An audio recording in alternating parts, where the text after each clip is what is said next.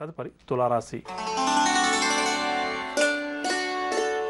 తులారాశి వారు ముఖ్యమైన వ్యవహారాల్లో ముందుకు దూసుకువెళ్తారు. గృహం, వాహనాలు కొనుగోలు చేయడానికి కూడా గ్రస్తి అనుకూలంగా ఉంది. సన్నిహితులతోటి ముఖ్య విషయాలు కూడా చర్చిస్తారు. ఆలోచనలన్నీ కూడా కార్యరూపం దాలుస్తాయి. ప్రతిష్టలు కూడా వీరికి అనుకూలంగా మారుతారు. ఇంట బయట కూడా ఈరోజు ఈ రాశి వారికి ఎదురులేని పరిస్థితి ఎదురవుతుంది.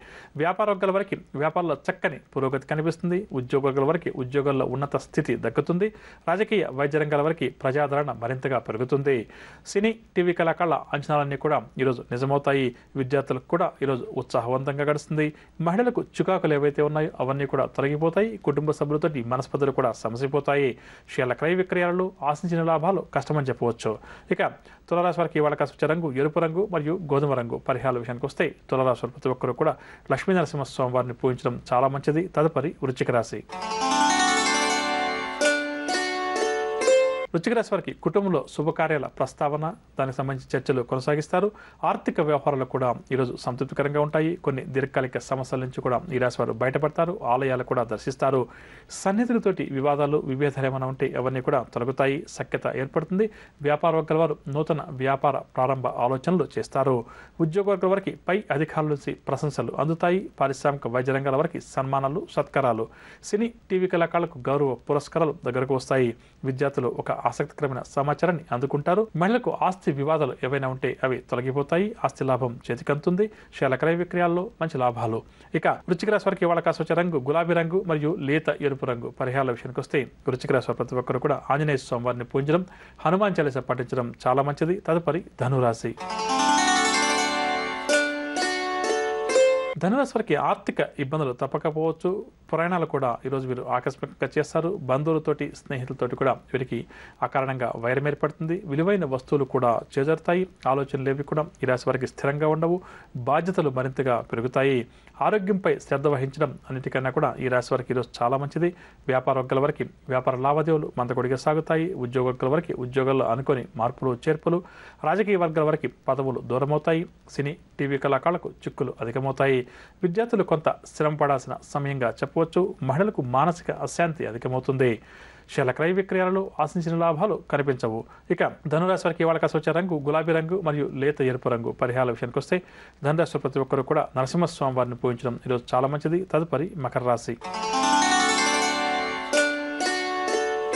మకర రాశి వారి ఆలోచనలు ఏవి కూడా ఈరోజు అంతగా కలిసి రావు. ముఖ్యమైన కార్యక్రమాల్లో ఆటంకాలు అధికమవుతాయి. దుబారా ఖర్చులు కూడా ఈరోజు ఈ రాశి వారికి పెరుగుతాయి. సోదరులతోటి, బంధువులతోటి తగాదాలు కూడా ఏర్పడతాయి. కొన్ని ముఖ్యమైన వ్యవహారాల్లో ఈ రాశి వారి అంచనాలు తప్పుతాయి. ఆర్థిక లావాదేవీలు చాలా వరకు కూడా నిరాశ కలిగిస్తాయి. వ్యాపార వర్గాల వారికి వ్యాపార లావాదేవీలు సామాన్యంగా సాగుతాయి. ఉద్యోగ వర్గాల వారికి పని భారం తప్పదు. పారిశ్రామికవేత్తలకు చిక్కులు అధికమవుతాయి. ప్రభుత్వ అధికారుల వల్ల ఈ రాశి పారిశ్రామికవేత్తలు కొంతవరకు ఈరోజు ఇబ్బంది ఎదుర్కొంటారు. కావున జాగ్రత్త వహించాలి. సినీ కళాకారులకు అవకాశాలు నిరాశపరుస్తాయి. విద్యార్థులు కూడా ఈరోజు వెలువడే ఫలితాలపై నిరుత్సాహం వ్యక్తం చేస్తారు. మహిళలకు కుటుంబ చికాకులు అధికమవుతాయి. షేర్ల క్రయ విక్రయాల్లో ఆశించిన లాభాలు కష్టమని చెప్పవచ్చు. మకర రాశి వారికి ఇవాళ కాస్త రంగు లేత పసుపు రంగు మరియు నీలం రంగు. పరిహారాల విషయానికి వస్తే మకర రాశి ప్రతి ఒక్కరు కూడా లక్ష్మీదేవిని పూజించడం చాలా మంచిది. తదుపరి కుంభరాశి. కుంభరాశి వారి ఆర్థిక వ్యవహారాలు సంతృప్తికరంగా సాగుతాయి. నిరుద్యోగుల ప్రయత్నాల్లో చక్కని పురోగతి కూడా కనిపిస్తుంది. ఇంటిలో విందు వినోదాల్లో పాల్గొంటారు. ప్రయాణాలు కూడా లాభసాటిగా సాగుతాయి. ఇంటా బయట కూడా ఈ రాశి వారు గౌరవ మర్యాదలను పొందుతారు.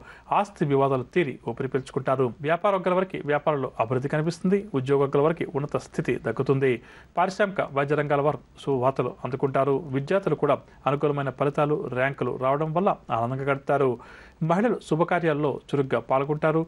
షేర్ల క్రయ విక్రయాల్లో ఆశించిన లాభాలు చేతికంతాయి.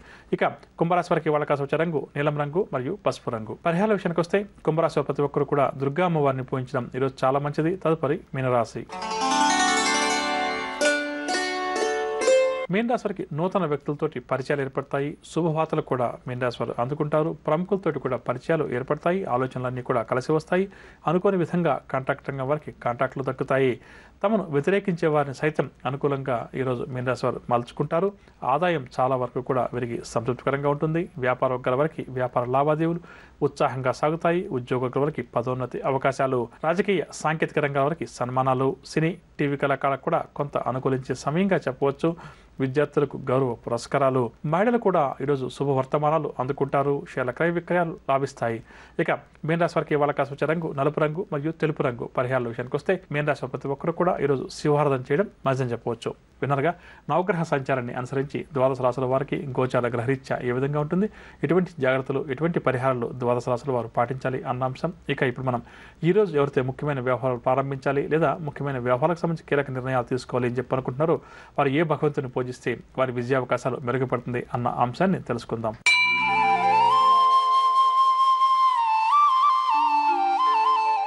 ఈరోజు మంగళవారం కావున కుజగ్రహ ఆరాధన చాలా మంచిది. జాతక చక్రంలో కుజగ్రహ దోషం ఎవరికైతే అధికంగా ఉందో అటువంటి వారు ఈరోజు కుజగ్రహానికి సంబంధించినటువంటి పూజాది కార్యక్రమాలు నిర్వహించడం మంచిదని చెప్పవచ్చు. ఇక ఈరోజు ముఖ్యమైన కార్యక్రమాలు ప్రారంభం చేయాలి లేదా కీలక నిర్ణయాలు ఏదైనా తప్పనిసరి పరిస్థితులు తీసుకోవాలి అని చెప్పనుకున్నారు. దగ్గర ఉన్నటువంటి ఆంజనేయ స్వామివారి ఆలయానికి వెళ్ళి స్వామివారికి యథాశక్తిగా పూజాది కార్యక్రమాలు నిర్వహించి ఆ తర్వాత హనుమాన్ చాలీసా స్తోత్రాన్ని 3 సార్లు పఠించి ముందుకు వెళ్ళడం లేదా కీలక నిర్ణయాలు తీసుకునే ప్రయత్నం చేయడం వల్ల వారి విజయావకాశాలు మెరుగుపడతాయని చెప్పవచ్చు.